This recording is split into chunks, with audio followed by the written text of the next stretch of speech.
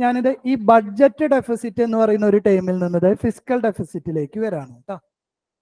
Budget deficit ഒന്ന് repeat ചെയ്ത് എന്താണ് statement? Total expenditure minus total receipt. ഇതുവരെ ഓക്കെ അല്ലേ? ഒരു ഗവൺമെന്റ് ഈ ബഡ്ജറ്റ് ഡെഫിസിറ്റ് കുറയ്ക്കാൻ വേണ്ടി നോക്കാണ്. എന്തൊക്കെ കാര്യങ്ങൾ ചെയ്യാൻ പറ്റും? എക്സ്പെൻഡിച്ചറിനെയും ടാർഗറ്റ് ചെയ്യാൻ പറ്റും, റെസിപ്റ്റിനെയും ടാർഗറ്റ് ചെയ്യാൻ പറ്റും അല്ലെ? ഇപ്പൊ ബഡ്ജറ്റ് ഡെഫിസിറ്റ് കുറയ്ക്കാൻ അല്ലെങ്കിൽ കടം എടുക്കുന്നത്, ഈ ബഡ്ജറ്റ് ഡെഫിസിറ്റ് എന്ന് പറയുന്നത് കുറയ്ക്കാൻ എന്ത് ചെയ്യാം? ഒന്നല്ലെങ്കിൽ ഗവൺമെന്റിന്റെ ചിലവ് കുറയ്ക്കാം. ചിലവ് കുറയ്ക്കുക എന്ന് പറഞ്ഞാൽ ഹെൽത്തിന് കൊടുക്കുന്ന, ആശുപത്രികൾ ഉണ്ടാക്കുന്നത് കുറയ്ക്കുക, വിദ്യാഭ്യാസത്തിന് കൊടുക്കുന്ന സബ്സിഡി കുറയ്ക്കുക, ഡിഫൻസിനുള്ള പൈസ കൊടുക്കുന്നത് കുറയ്ക്കുക, എക്സ്പെൻഡിച്ചർ കുറച്ചു. ഈ പറഞ്ഞ 3 കണ്ടീഷനും സൊസൈറ്റിക്ക് നല്ലതാണോ? അല്ല. ഇപ്പൊ എക്സ്പെൻഡിച്ചർ ഒരു പരിധിക്ക് അപ്പുറം കുറയ്ക്കാൻ പറ്റില്ല. ഗവൺമെന്റ് ഇത് റെസിപ്റ്റ് കൂട്ടാൻ പോവാ. റെസിപ്റ്റ് കൂട്ടാൻ വേണ്ടി ഗവൺമെന്റ് ടാക്സ് കൂട്ടി. എന്താണ് സംഭവിക്കുക? എഗെയിൻ ടാക്സ് കൂട്ടിയ നമ്മൾ കഴിഞ്ഞ ദിവസം പറഞ്ഞ നമ്മുടെ ഡിമാൻഡ് ആൻഡ് സപ്ലൈയിലേക്ക് പോവാ. ടാക്സ് കൂട്ടി കഴിഞ്ഞാൽ എന്താ ഉണ്ടാവുക? ഡിസ്പോസബിൾ ഇൻകം ഡിക്രീസ് ചെയ്യും. ഡിസ്പോസബിൾ ഇൻകം ഡിക്രീസ് ചെയ്യാന്ന് പറഞ്ഞാൽ എന്താ? കയ്യിലുള്ള പൈസ കുറയും. പൈസ കുറഞ്ഞു കഴിഞ്ഞാൽ ഗവൺമെന്റിന് എന്ത് ചെയ്യാൻ വേണ്ടി പറ്റില്ല? ജനങ്ങളാണെങ്കിലും ഗവൺമെന്റ് ആണെങ്കിലും പ്രൊഡക്റ്റ് വാങ്ങില്ല അല്ലെ? പിന്നെ വേറൊരു ടെക്നിക്ക് ഉണ്ടല്ലോ റെസിപ്റ്റ് കൂട്ടാൻ. ഗവൺമെന്റ് കൂടുതൽ ലോൺ എടുത്തു. ഈ ഒരു ടൈമിലേക്ക് മാത്രം ഫോക്കസ് ചെയ്യും കേട്ടോ.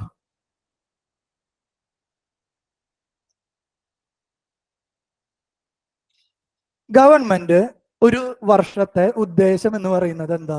ബഡ്ജറ്റിലെ ഡെഫിസിറ്റ് കുറയ്ക്കണം. ബഡ്ജറ്റിലെ ഡെഫിസിറ്റ് കുറയ്ക്കാൻ വേണ്ടി ഗവൺമെന്റ് എടുത്ത ടൂൾ എന്ന് പറയുന്നത് എന്താ? കൂടുതൽ ലോൺ എടുത്തു. ലോൺ എടുത്തതിന് എന്താ ഉണ്ടാവാന്ന് ഈ ഇക്വേഷൻ പ്രകാരം എനിക്കൊന്ന് എക്സ്പ്ലെയിൻ ചെയ്തതാ. ലോൺ എന്ന് പറയുന്നത് എന്താ? ഏതോ ഒരു റെസിപ്റ്റ് അല്ല. ക്യാപിറ്റൽ റവന്യൂ നിങ്ങൾ കയ്യിൽ നിന്ന് വിട്. ഏതോ ഒരു റെസിപ്റ്റ് അല്ലേ? കൂടുതൽ ലോൺ എടുത്തതിന് എന്താ ഉണ്ടാവുക? റെസിപ്റ്റ് കൂടും. അപ്പൊ എക്സ്പെൻഡിച്ചർ മൈനസ് റെസിപ്റ്റ് ചെയ്ത് കഴിഞ്ഞാൽ ബഡ്ജറ്റിലെ ഡെഫിസിറ്റ് എന്തുണ്ടാവും? കുറയും. എന്ന് വെച്ച് കഴിഞ്ഞാൽ ഗവൺമെന്റിന്റെ ബഡ്ജറ്റ് ഡെഫിസിറ്റ് കുറവാന്ന് പറഞ്ഞിട്ട് ഇത് വളരെ നല്ലൊരു ബഡ്ജറ്റാന്ന് പറയുന്നതിൽ എന്തെങ്കിലും അർത്ഥമുണ്ടോ? ഇല്ല. എന്താ കാരണം? ആലോചിച്ച് ഉത്തരം പറയും. ഈ എടുക്കുന്ന ലോണ് അടുത്ത വർഷോ പിറ്റത്തെ വർഷോ അതിന്റെ പിറ്റത്തെ വർഷോ തിരിച്ചടയ്ക്കണം. Point number 1. എല്ലാ വർഷവും എടുക്കുന്ന ലോണിന് എന്തടയ്ക്കണം? ഇൻട്രസ്റ്റ് അടയ്ക്കണം. അപ്പോ ബഡ്ജറ്റിലെ ഡെഫിസിറ്റ് അല്ലെങ്കിൽ ബഡ്ജറ്റിൽ വരുമാനക്കുറവ് കുറയ്ക്കാൻ ലോണ് കൂട്ടിയെടുക്കുക എന്ന് പറയുന്നത് ഒരിക്കലും എന്തല്ല? നല്ല ടെക്നിക്കല്ല. സോ ഗവൺമെന്റ് ഈ ഒരു ടൈമിനെ ഫോക്കസ് ചെയ്യണത് നിർത്തി. ആദ്യകാലങ്ങളിൽ എക്കണോമിയിൽ ബഡ്ജറ്റ് ഫോം ചെയ്യുമ്പോൾ ഗവൺമെന്റ് ടാർഗറ്റ് ചെയ്തിട്ടുള്ള ഡെഫിസിറ്റ് എന്ന് പറയുന്നത് ബഡ്ജറ്റ് ഡെഫിസിറ്റ് ആയിരുന്നു. ഇത് ഗവൺമെന്റിന് തോന്നിയ പോലെ എന്ത് ചെയ്യാൻ പറ്റും? മാനിപ്പുലേറ്റ് ചെയ്യാൻ പറ്റും. മാനിപ്പുലേറ്റ് എന്ന് പറഞ്ഞാൽ എന്താ? കുറെ ലോൺ എടുത്ത് കൂട്ടി ഡോക്യുമെന്റിൽ എന്ത് കാണിക്കുക? ബഡ്ജറ്റ് ഡെഫിസിറ്റ് വളരെ കുറവാണ്, ഞങ്ങളുടെ ഗവൺമെന്റ് എഫിഷ്യന്റ് ആയിട്ട് വർക്ക് ചെയ്യുന്നുണ്ട് എന്ന് ഗവൺമെന്റിന് ഡോക്യുമെന്റ് മാനിപ്പുലേറ്റ് ചെയ്യാൻ പറ്റും. ആ പ്രശ്നം ഒഴിവാക്കാൻ വേണ്ടി ഗവൺമെന്റ് വേറൊരു എക്കണോമിസ്റ്റുകൾ എന്ത് പറഞ്ഞു? ഗവൺമെന്റ് ബഡ്ജറ്റ് ഡെഫിസിറ്റ് അല്ല, പുതിയൊരു ടൈമിനെ ടാർഗറ്റ് ചെയ്യണം. എന്താണ് അതിന്റെ പേര്? Physical deficit. എന്താ അതിന്റെ ഫോർമുല എന്ന് നോക്കിയേ. ടോട്ടൽ എക്സ്പെൻഡിച്ചർ മൈനസ് റെസിപ്റ്റ് അല്ല. എന്താണത്? നോൺ ഡെപ്റ്റ് ക്രിയേറ്റിംഗ് റെസിപ്റ്റ്. ലോൺ അല്ലാതെയുള്ള ഗവൺമെന്റിന്റെ വരുമാനം. ശരിയാണോ? ഇപ്പൊ മാനിപ്പുലേഷൻ നടക്കോ? ഇവിടെ എന്തില്ല? ലോൺ ഇല്ല. ഇതെല്ലാം ഗവൺമെന്റിന്റെ എന്ത് മാത്രമാണ്? വരുമാനങ്ങളാണ്. ലോൺ എടുത്തത് കൊണ്ട് ഈ ടൈമിനെ മാനിപ്പുലേറ്റ് ചെയ്യാൻ പറ്റുമോ? ഇല്ല. അപ്പൊ ഗവൺമെന്റ് ഉദ്ദേശം എന്ന് പറയുന്നത് ഇനി എന്താണ്? ഫർദർ സ്ലൈഡുകളിൽ കാണും. ഗവൺമെന്റിന്റെ എക്കണോമിയിലെ ഒബ്ജക്റ്റീവ് എന്ന് പറയുന്നത് ഏത് ടൈം ഡിക്രീസ് ചെയ്യലാണ്? ഫിസിക്കൽ ഡെഫിസിറ്റ് ഡിക്രീസ് ചെയ്യലാണ്. What is physical deficit? Total expenditure minus non debt creating receipt. Loan അല്ലാതെയുള്ള ഗവൺമെന്റിന്റെ റെസിപ്റ്റിനെ എക്സ്പെൻഡിച്ചറിൽ നിന്ന് മൈനസ് ചെയ്യുമ്പോൾ കിട്ടുന്നതാണ് എന്ത്? Physical deficit. ഓക്കെ ആണല്ലോ? ഇനി ഗവൺമെന്റിന്റെ ഈ എക്സ്പെൻഡിച്ചർ പാർട്ട് നിങ്ങൾ എടുക്കുക. ഈ എക്സ്പെൻഡിച്ചർ പാർട്ട് എന്ന് പറയുമ്പോൾ അടുത്ത വർഷം ഗവൺമെന്റ് ചെലവാക്കുന്ന പൈസയെ 2 പാർട്ടായിട്ട് ചിലവഴിക്കാൻ പറ്റും. ഒന്ന്, മുൻകാലങ്ങളിൽ ഗവൺമെന്റ് എടുത്തിട്ടുള്ള ലോണിന് എന്തടയ്ക്കണം? ഇൻട്രസ്റ്റ് അടയ്ക്കണം. രണ്ടാമത്തെ കാര്യം എന്ന് പറയുന്നത് എന്താ? അടുത്ത വർഷത്തെ പലതരത്തിലുള്ള എഡ്യൂക്കേഷന് വേണ്ടി ഗവൺമെന്റ് സ്പെൻഡ് ചെയ്യുന്നത്, ഹെൽത്തിന് വേണ്ടി സ്പെൻഡ് ചെയ്യുന്നത്, സോഷ്യൽ സെക്ടേഴ്സിന് വേണ്ടി സ്പെൻഡ് ചെയ്യുന്നത്. കറക്റ്റ് അല്ലേ? അതിൽ ഈ ഒരു ടേമിന്റെ പ്രത്യേകത എന്ന് പറയുന്നത് എന്താ? കറന്റ് ഇയറിൽ ഗവൺമെന്റ് പുതുതായിട്ട് ഉണ്ടാക്കിയിട്ടുള്ള എക്സ്പെൻഡിച്ചർ അല്ലല്ലോ. കഴിഞ്ഞ അല്ലെങ്കിൽ മുൻ വർഷങ്ങളിൽ ഗവൺമെന്റ് എടുത്ത ലോണിന് അടയ്ക്കേണ്ടി വരുന്ന പൈസയാണ് ഈ കാണുന്ന ഇൻട്രസ്റ്റ് പേയ്മെന്റ് എന്ന് പറയുന്നത്. ശരിയല്ലേ? അപ്പൊ നമ്മുടെ ഫിസിക്കൽ ഡെഫിസിറ്റ്, പ്രൈമറി ഡെഫിസിറ്റ് എന്ന് പറഞ്ഞാൽ ഒരു പ്രസന്റ് ഇയറിൽ അക്യുമുലേറ്റ് ചെയ്യുന്ന ഡെറ്റ്. പ്രസന്റ് ഇയറിൽ അക്യുമുലേറ്റ് ചെയ്യുന്ന ഡെപ്റ്റിനെ വിളിക്കുന്ന പേരാണ് എന്ത്? Primary deficit. ഈ വർഷത്തെ നിങ്ങളുടെ വരുമാനവും ചെലവും തമ്മിലുള്ള വ്യത്യാസത്തിനെ വിളിക്കുന്ന പേരാണ് പ്രൈമറി ഡെഫിസിറ്റ്. എവിടെ നിന്ന് കിട്ടും? ഫിസിക്കൽ ഡെഫിസിറ്റിൽ നിന്ന് ഏത് എക്സ്പെൻഡിച്ചർ മൈനസ് ചെയ്യുക? Interest payment. എന്താണ് ഇൻട്രസ്റ്റ് പേയ്മെന്റിന്റെ പ്രത്യേകത? ഈ വർഷം നിങ്ങൾ എടുത്ത ലോണിനാണോ ഇൻട്രസ്റ്റ് അടയ്ക്കുന്നത്? അല്ല, മുൻകാലങ്ങളിൽ നിങ്ങൾ എടുത്തിട്ടുള്ള ലോണിനാണ് ഇൻട്രസ്റ്റ്, അല്ലേ? ഈ ഇൻട്രസ്റ്റ് പേയ്മെന്റ് എന്ന് പറയുന്നത് എന്താ? പ്രീവിയസ് എക്സ്പെൻഡിച്ചർ, കറന്റ് ഇയറിലെ എക്സ്പെൻഡിച്ചർ എന്താന്നാണ് ഏത് ടൈം ഡിസ്കസ് ചെയ്യുന്നത്? Primary deficit. അടുത്തൊരു ടൈം താഴെ ഇട്ടിട്ടുണ്ടല്ലോ, മോണറ്റൈസേഷൻ ഓഫ് ഡെഫിസിറ്റ്. ഗവൺമെന്റിന് ഇത് വീണ്ടും റിപ്പീറ്റ് ചെയ്യാണ്. രണ്ട് കാര്യങ്ങളുണ്ട്, അല്ലെ? നോക്കിയേ, എക്സ്പെൻഡിച്ചർ ഉണ്ട്, റവന്യൂ ഉണ്ട്, ഒരു സംശയമില്ല. എക്സ്പെൻഡിച്ചർ ഉണ്ട്, റവന്യൂ ഉണ്ട്. അല്ലെങ്കിൽ ഇവിടെ ഫിസിക്കൽ ഡെഫിസിറ്റ് എടുത്താലും നോക്ക്, എക്സ്പെൻഡിച്ചർ ഉണ്ട്, റവന്യൂ പാർട്ട് ഉണ്ട്, അല്ലെ? അപ്പൊ ഫിസിക്കൽ ഡെഫിസിറ്റ് ആണെങ്കിൽ, ബഡ്ജറ്റ് ഡെഫിസിറ്റ് ആണെങ്കിൽ കുറയ്ക്കാൻ ഗവൺമെന്റിന് വേറൊരു കാര്യം ചെയ്തോടെ? സ്വന്തമായിട്ട് ഗവൺമെന്റ് എന്ത് ചെയ്യാൻ പോവാണ്?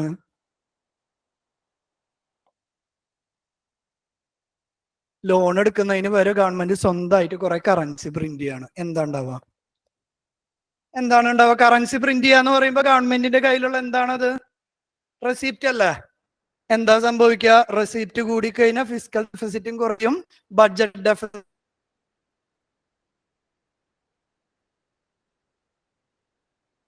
കുറയും. പണ്ട് കാലത്ത് ഗവൺമെന്റ് ചെയ്തിരുന്ന ടെക്നിക്കാണ് എന്ത്? ഗവൺമെന്റ് ചെലവ് വരുമ്പോൾ എത്രയാണ് ചെലവ് കൂടുതലുള്ളത് അത് അവർ സ്വന്തമായിട്ട് എന്ത് ചെയ്യും? കറൻസി പ്രിന്റ് ചെയ്യും. റീസെന്റ് ഡേയ്സിൽ നമ്മൾ ഈ ടെക്നിക്ക് ഉപയോഗിക്കില്ല. കാരണം വൃത്തിയായിട്ട് എക്സ്പ്ലെയിൻ ചെയ്ത് തരാം. കൂടുതൽ കറൻസി പ്രിന്റ് ചെയ്തതിന് എന്താ ഉണ്ടാവുക? എക്കണോമിയിലെ മണി സർക്കുലേഷൻ ഇൻക്രീസ് ചെയ്യും. നമ്മൾ പഠിച്ച ഏത് ചാപ്റ്ററിലേക്ക് പോവാണ്? ഏത് ചാപ്റ്ററിലേക്ക് നമ്മൾ പോവാണ്? ഇൻഫ്ലേഷൻ. എക്കണോമിയിലെ മണി സർക്കുലേഷൻ കൂടി കഴിഞ്ഞാൽ എന്താ ഉണ്ടാവാന്ന പഠിച്ചേ? എന്താ ഉണ്ടാവുക? Few goods are chased by lots of money. നമ്മൾ പറഞ്ഞ സ്റ്റേറ്റ്മെന്റ് ഓർക്കുന്നുണ്ടോ? കുറച്ച് സാധനങ്ങളെ ഒരുപാട് പൈസ ചേസ് ചെയ്തതിന് എന്താ ഉണ്ടാവുക? Demand push inflation. എന്താ ഉണ്ടാവുക? Demand push inflation. അപ്പൊ എക്കണോമിയിലെ ഇൻഫ്ലേഷൻ ഒരുപാട് വർദ്ധിക്കും. അതുകൊണ്ടാണ് ഏത് ടെക്നിക്ക് റീസെന്റ് ഡേയ്സിൽ ഉപയോഗിക്കാത്ത? Monetization of deficit. ക്ലിയർ ആണോ? ഒന്നും കൂടി റിപ്പീറ്റ് ചെയ്യാം. എന്ത് ഈ മോണറ്റൈസേഷൻ ഓഫ് ഡെഫിസിറ്റ് എന്ന് പറഞ്ഞാൽ ഗവൺമെന്റിന് വരുമാനക്കുറവുണ്ടെങ്കിൽ അത് അഡ്രസ് ചെയ്യാനുള്ള പുതിയൊരു ടെക്നിക്ക് ഞാൻ നിങ്ങളുടെ മുന്നിലേക്ക് കൊണ്ടുവരാണ്. എന്താ? എത്രയാണ് പൈസ? ഗവൺമെന്റിന് വരുമാനം 100 രൂപ, ചെലവ് 150 രൂപ. എത്ര രൂപ കടമെടുക്കണം?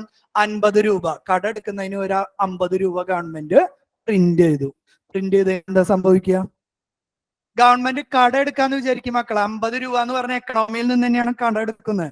എക്കണോമിയിലെ ടോട്ടൽ മണി എന്ന് പറയുന്നത് അപ്പോഴും തന്നെയാണ് ഫിക്സഡ് ആണ്. ഒരാളിൽ നിന്ന് കടം എടുത്തു കഴിഞ്ഞാലും എക്കണോമിയിൽ ടോട്ടൽ പ്രിന്റ് ചെയ്ത് വെച്ചിട്ടുള്ള മണിയുടെ അളവ് എന്താണ്? സെയിം ആണ്. പക്ഷെ ഗവൺമെന്റ് ലോൺ എടുക്കുന്നതിന് വരെ എന്ത് ചെയ്യാൻ പോവാ? 50 രൂപ പ്രിന്റ് ചെയ്യാൻ പോവാ. പ്രിന്റ് ചെയ്യുമ്പോ എന്താ ഉണ്ടാവുക? എക്കണോമിയിൽ എത്രയാണോ കാശുള്ളത് അതിലേക്ക് അഡീഷണൽ ആയിട്ട് പുതിയൊരു മണി പ്രിന്റ് ചെയ്തെത്താണ്. ടോട്ടൽ മണി സപ്ലൈ എക്കണോമിയിൽ ഇൻക്രീസ് ചെയ്യും. ഒരു സംശയം വേണ്ട, മണി സപ്ലൈ ഇൻക്രീസ് ചെയ്ത എക്കണോമിയിൽ എന്ത് കൂടും? വിലക്കയറ്റം. എന്ത് കൂടും? ഇൻഫ്ലേഷൻ കൂടും. Inflation is not good for economy. ആര് ഇടപെടുന്നു പറഞ്ഞു? Reserve Bank of India. വേറൊരാളാരാ? മോണിറ്ററി പോളിസി കമ്മിറ്റി ഇടപെടും. ശരിയല്ലേ? So this technique is not allowed in recent days. എവിടെയെങ്കിലും കണ്ടു കഴിഞ്ഞാൽ അറിയാൻ വേണ്ടിയിട്ടാണ് അത് പഠിപ്പിച്ചത്. എല്ലാം ഒന്ന് റിപ്പീറ്റ് ചെയ്യാം. എന്താ budget deficit? Total expenditure. Budget document എടുത്തിട്ടുണ്ടെങ്കിൽ അതിൽ ടോട്ടൽ എക്സ്പെൻഡിച്ചറിൽ നിന്ന് ടോട്ടൽ റവന്യൂ ഡിക്രീസ് ചെയ്തതിന് ബഡ്ജറ്റ് ഡെഫിസിറ്റ് കിട്ടും. നല്ലൊരു എക്കണോമിക് ഇൻഡിക്കേറ്റർ ആണോ ബഡ്ജറ്റ് ഡെഫിസിറ്റ്? അല്ല. എന്താ കാരണം? Budget deficit can be manipulated. എങ്ങനെ മാനിപ്പുലേറ്റ് ചെയ്യാൻ പറ്റും? കുറെ ലോൺ എടുത്ത് കൂട്ടിക്കഴിഞ്ഞാൽ റെസിപ്റ്റ് കുറെ ഉണ്ട് എന്ന് കാണിക്കാം. ബഡ്ജറ്റ് ഡെഫിസിറ്റിന്റെ വാല്യൂ കുറച്ച് കാണിക്കാൻ പറ്റും. തെറ്റല്ലേ? കറക്റ്റ് അല്ലല്ലോ ചെയ്യുന്ന രീതി. പുതിയൊരു ഇൻഡിക്കേറ്റർ കൊണ്ടുവന്നു അതിന് പകരം. എന്താ? Physical deficit. എന്താ? ടോട്ടൽ എക്സ്പെൻഡിച്ചറിൽ നിന്ന് ഞാൻ എന്ത് മൈനസ് ചെയ്യാണ്? നോൺ ഡെപ്റ്റ് ക്രിയേറ്റിംഗ് റെസിപ്റ്റ്, ലോൺ അല്ലാതെയുള്ള വരുമാനം മൈനസ് ചെയ്യുമ്പോൾ കിട്ടുന്നതാണ് ഫിസിക്കൽ ഡെഫിസിറ്റ്.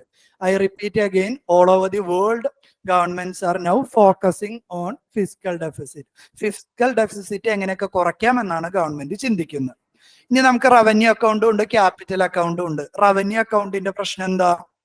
കൺസെപ്ഷൻ ഉപയോഗിക്കുന്നതാ, അസറ്റ് ഒന്നും ക്രിയേറ്റ് ചെയ്യുന്നില്ലല്ലോ. ഇപ്പൊ റവന്യൂ ഡെഫിസിറ്റ് എന്ന് പറയുന്ന ഒരു ടേം ഡിഫൈൻ ചെയ്തു. എന്താണത്? Revenue expenditure minus revenue receipt. Government ഇത് ഉദ്ദേശിച്ചത് അത് എത്ര എത്തിക്കലാണ്? 0 എത്തിക്കലാണ്.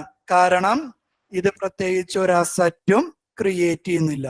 2 തരം എക്സ്പെൻഡിച്ചർ മുന്നിലുണ്ട്, റവന്യൂ എക്സ്പെൻഡിച്ചറും ക്യാപിറ്റൽ എക്സ്പെൻഡിച്ചറും. Which is good for economy? Capital expenditure. Y?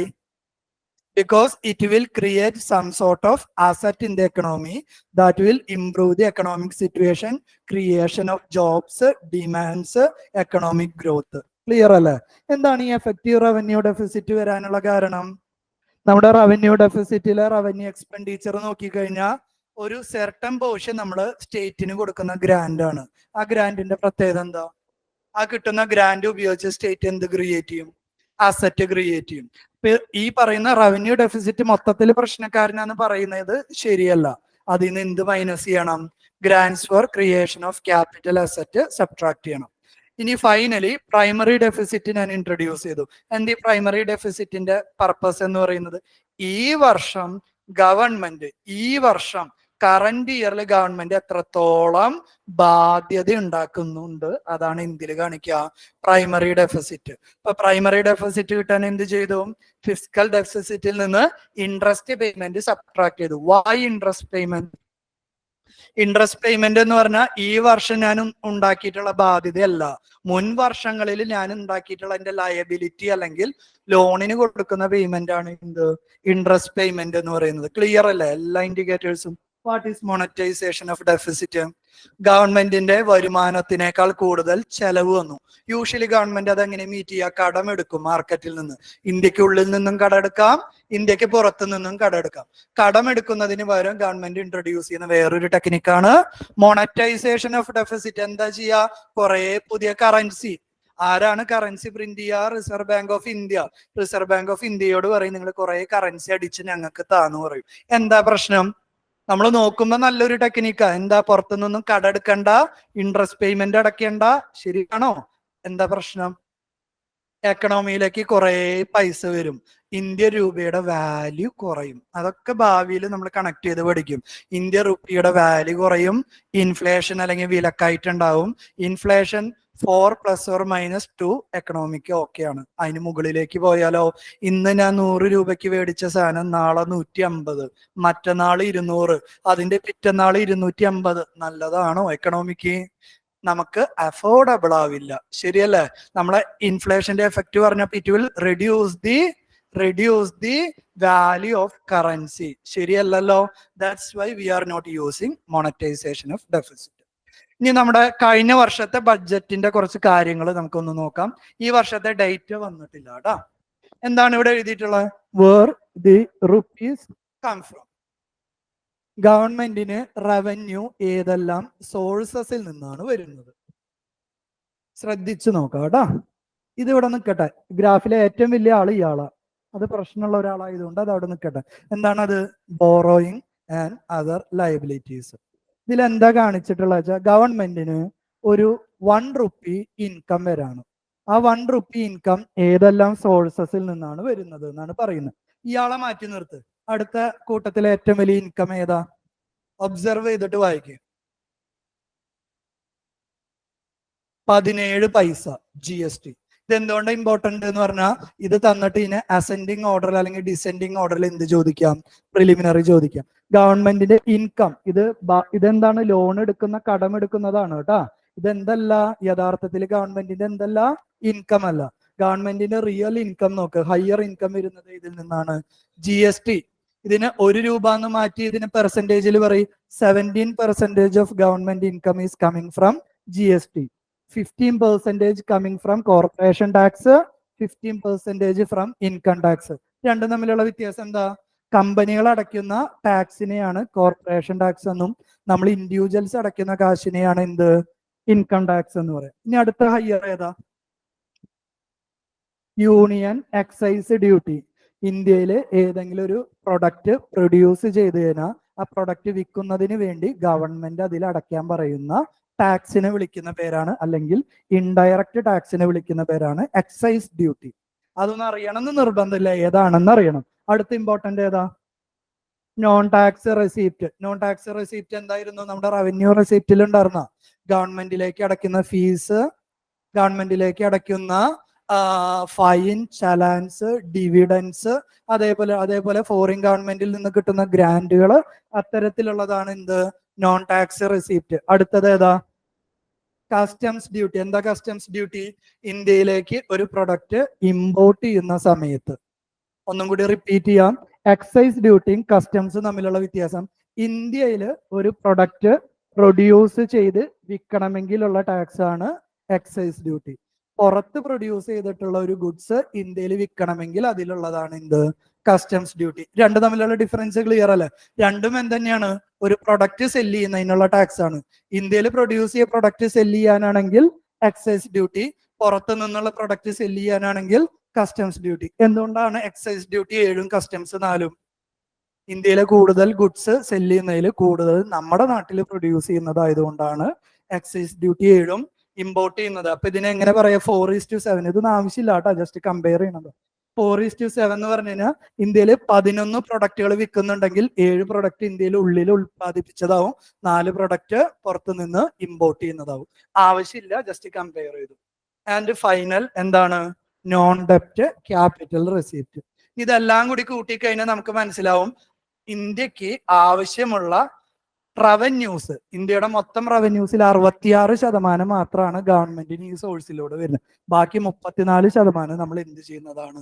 കടം എടുക്കുന്ന പൈസയാണ്. ഇതിൽ നിന്ന് തന്നെ മനസ്സിലാവും നമ്മുടെ എക്കണോമിയുടെ പ്രധാന പ്രശ്നം എന്ന് പറയുന്നത്. ഇതൊക്കെ എന്ത് ചെയ്യണം മക്കളെ? ഭാവിയിൽ ലോണ് തിരിച്ചടയ്ക്കണം,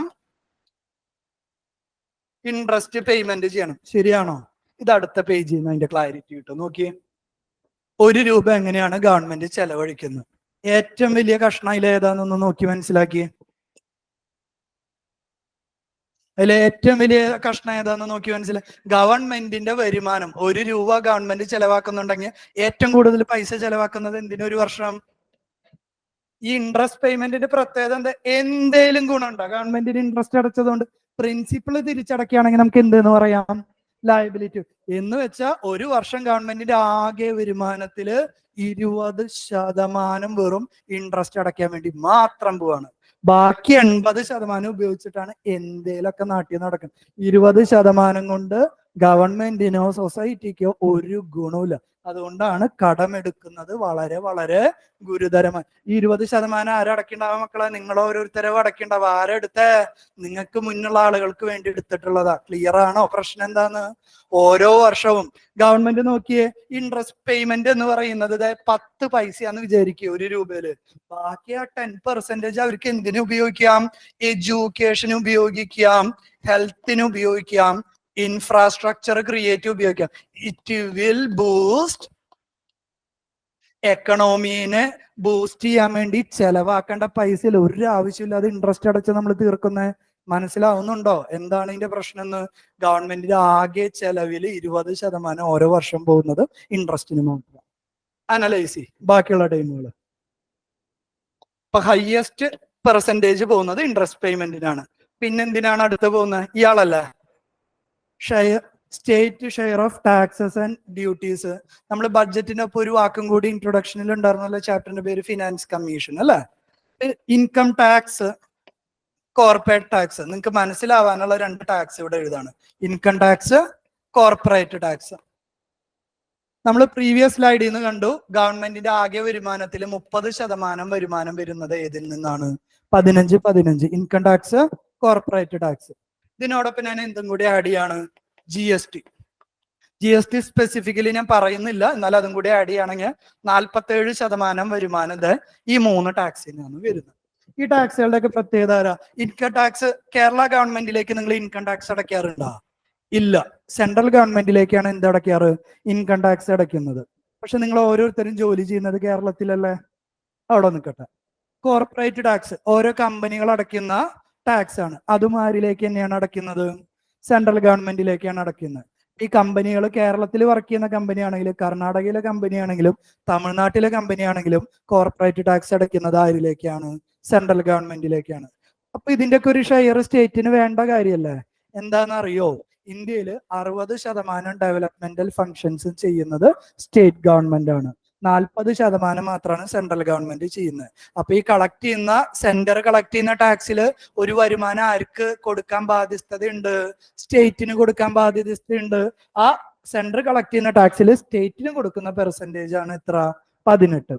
ഈ ടാക്സ് ഡിവോൾവ് ചെയ്യുന്നത് അല്ലെങ്കിൽ കൊടുക്കുന്നത് ഡിസൈഡ് ചെയ്യുന്ന ഒരു ഇൻസ്റ്റിറ്റ്യൂഷനെ വിളിക്കുന്ന പേരാണ് ഫിനാൻസ് കമ്മീഷൻ. പഠിക്കുക കേട്ടോ, ഡീറ്റെയിൽഡ് ആയിട്ട് പഠിക്കുക, യാതൊരു സംശയം വേണ്ട, ഡീറ്റെയിൽഡ് ആയിട്ട് പഠിക്കാം. ഇനി അടുത്തത് എന്തൊക്കെയാ? ഗവൺമെന്റ് പലതരത്തിലുള്ള സ്കീമുകൾ റൺ ചെയ്യുന്നുണ്ട്. അതിൽ central government central sector scheme എന്ന് പറഞ്ഞു കഴിഞ്ഞാൽ ഫണ്ടിങ് ഫുള്ളും സെൻട്രൽ ഗവൺമെന്റ് തന്നെയായിരിക്കും. ഇംപ്ലിമെന്റേഷനും സെൻട്രൽ ഗവൺമെന്റ് തന്നെയായിരിക്കും. സെൻട്രൽ ഗവൺമെന്റ് 100% ഫണ്ട് കൊടുക്കുന്നതും സെൻട്രൽ ഗവൺമെന്റ് ഇംപ്ലിമെന്റ് ചെയ്യുന്നതുമായ സ്കീമിനെ വിളിക്കുന്ന പേരാണ് സെൻട്രൽ സെക്ടർ സ്കീം. 17 പൈസ ചെലവാക്കുന്നത് അതിനു വേണ്ടിയിട്ടാണ്. ഇതിന്റെ തൊട്ടപ്പുറത്ത് വേറൊരാൾ കിടക്കുന്നുണ്ടല്ലോ, എന്താണ്? Centrally sponsored scheme. Centrally sponsored scheme എന്ന് പറഞ്ഞു കഴിഞ്ഞാൽ ഫണ്ടില് 60% സെന്റർ കൊടുക്കും, 40% സ്റ്റേറ്റ് എടുക്കും. ഇംപ്ലിമെന്റേഷൻ എന്ന് പറയുന്നത് സ്റ്റേറ്റ് ആണ്. ഇത്തരത്തിലുള്ള സ്കീമിനെ വിളിക്കുന്ന പേരാണ് സെൻട്രലി സ്പോൺസേർഡ് സ്കീം. എന്തെങ്കിലും ബുദ്ധിമുട്ടുണ്ടോ? കുഴപ്പമില്ലല്ലോ. ഇനി ഏതാണ് അടുത്തൊരു? പെൻഷൻ. 4% പൈസ പോണത് പെൻഷന്. പിന്നെ എന്തൊക്കെയുണ്ട്? സബ്സിഡി, ഡിഫൻസ് ആൻഡ് ഫൈനലി ഇതിന്റെ ഇടയിൽ അതർ എക്സ്പെൻഡിച്ചർ. ഒന്ന് അനലൈസ് ചെയ്യും. നമ്മുടെ ഡിക്രീസിങ് ഓർഡറിൽ പറയും ഏറ്റവും കൂടുതൽ പൈസ ചെലവാക്കുന്നത് എന്തിനാ? Interest payment 20%. അടുത്തതോ? State share of taxes and duties 18%. അടുത്ത expenditure central sector scheme. Central sector scheme എന്ന് പറഞ്ഞാൽ എന്താ? 100% ഫണ്ടും സെൻട്രലിന് കൊടുക്കും. ഇംപ്ലിമെന്റ് ചെയ്യുന്നത് ആരെന്നെയാണ്? സെൻട്രൽ തന്നെയാണ്. ഒരു എക്സാമ്പിൾ പറയാം. പ്രധാനമന്ത്രി ഫാർമേഴ്സിന് വേണ്ടി ഒരു സ്കീം കൊണ്ടുവന്നത് ഓർക്കുന്നത് എന്താ? PM കിസാൻ സമ്മാൻ നിധി. 100% അതിന്റെ പൈസ കൊടുക്കുന്നത് ആരെന്നെയാ? Central government. ആ സ്കീം അഡ്മിനിസ്റ്റർ ചെയ്യുന്നത് അല്ലെങ്കിൽ റൺ ചെയ്യുന്നത് ആരെന്നെയാണ്? സെൻട്രൽ ഗവൺമെന്റ് തന്നെയാണ്. ഇനി എന്താണ് സെൻട്രലി സ്പോൺസേർഡ്? 9%. എന്താണത്? സെൻട്രും സ്റ്റേറ്റും ഫണ്ട്. പെർസെന്റേജ് പഠിക്കേണ്ട, എന്തെന്ന് ആലോചിച്ചാൽ മതി. സെന്ററും സ്റ്റേറ്റും ഫണ്ട് ഷെയർ ചെയ്യുന്ന സ്കീമാണ് സെൻട്രലി സ്പോൺസേർഡ്. ആരാണ് ആ സ്കീം റൺ ചെയ്യുന്നത്? State government. എക്സാമ്പിൾ മകൻരേഖ, Mahatma Gandhi national rural employment guarantee act. ഇനി അടുത്ത ചെലവ് എന്ന് പറയുന്നത് എന്തിനാണ്? ഡിഫൻസിന് 8%, സബ്സിഡിക്ക് 7%, ഫിനാൻസ് കമ്മീഷൻ ആൻഡ് അതേഴ്സ്. ഭാവിയിൽ കാണും 2 തരത്തിലുള്ള ഗ്രാന്റുകൾ ഉണ്ട്. സ്റ്റാറ്റ്യൂട്ടറി ഗ്രാന്റ്സും ഡിസ്ക്രിഷണറി ഗ്രാന്റ്സ് എന്ന് പറയും. അതിൽ സ്റ്റാറ്റ്യൂട്ടറി ഗ്രാന്റ്സ് കൊടുക്കാൻ റെക്കമെൻഡ് ചെയ്യുന്നത് ഫിനാൻസ് കമ്മീഷൻ ആണ്. ഡിസ്ക്രിഷണറി ഗ്രാന്റ് സെൻട്രൽ ഗവൺമെന്റ് ഇഷ്ടത്തിന് കൊടുക്കുന്ന പോളിറ്റിയിൽ പഠിക്കും. ആർട്ടിക്കിൾ 282 ആർട്ടിക്കിൾ 275 അവിടെ പഠിക്കും. അതുമായി ബന്ധപ്പെട്ടതാണ് കേട്ടോ. ഓക്കെ അല്ലേ? ഒരു ഐഡിയ കിട്ടിയില്ലേ? അപ്പൊ എന്താണ് ഈ 2 സ്ലൈഡിൽ നമ്മൾ പഠിച്ചത്? സെൻട്രൽ ഗവൺമെന്റിന് ഏതെല്ലാം സോഴ്സസിൽ നിന്നാണ് വരുമാനം വരുന്നത് എന്ന് പഠിച്ചു. ഏതെല്ലാം സോഴ്സസിലൂടെയാണ് ഗവൺമെന്റ് പൈസ ചെലവാക്കുന്നത് എന്ന് പഠിച്ചു. ഇനി നമുക്ക് അടുത്ത സ്ലൈഡിൽ എന്ത് കാണാം? കഴിഞ്ഞ കുറെ വർഷങ്ങളായിട്ട് ഗവൺമെന്റിന്റെ ഫിസിക്കൽ ഡെഫിസിറ്റ്, റവന്യൂ ഡെഫിസിറ്റ്, നമ്മൾ കുറെ ടൈമുകൾ പഠിച്ചിട്ടില്ലേ? അതിന്റെ ഒരു ട്രെൻഡ് നമുക്കൊന്ന് കാണാം. ഒന്ന് ഒബ്സർവ് ചെയ്യും. ആദ്യം ഇതിൽ ഒരു കാര്യം മനസ്സിലാക്കാം. സ്ട്രെയിറ്റ് ലൈൻ ആണോ റിലേഷൻഷിപ്പ്? അല്ല. കണ്ണി കണ്ടവനം കൂടിയും കുറഞ്ഞല്ലേ ഇരിക്കുന്നത്. എന്ന് വെച്ച് എന്താ? ചില വർഷം കൂടും, ചില വർഷം കുറയും. ഒന്ന് അനലൈസ് ചെയ്യും, എന്നിട്ട് നമുക്ക് ജസ്റ്റ് ഒന്ന് എക്സ്പ്ലെയിൻ ചെയ്യാം. ഇതിലെല്ലാരും പീക്കിൽ പോയ ഒരു വർഷം ഉണ്ട്, 2020-21. What is the peculiarity? Corona.